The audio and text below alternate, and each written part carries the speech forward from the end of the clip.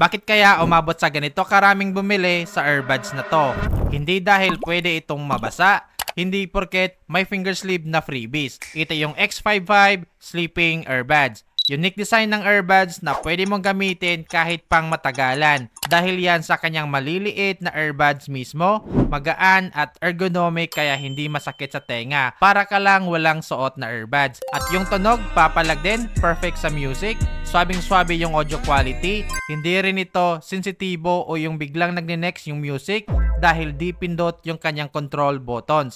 Pwede mo to gamitin kahit maulanan dahil nga water resistant. Hindi pa mabibitin dahil matagal na rin malobat at rechargeable ito via USB Type-C. Higit sa lahat, nasa 100 plus pesos lang to at meron din itong iba't ibang kulay na mapagpipilian. Meron na nga itong freebies na finger sleeve, kaya kung naghahanap ka ng budget earbuds na papalag yung sound quality, maliit lang at magaan, mag-iiwan lang ako ng official link dito sa baba sa video ito.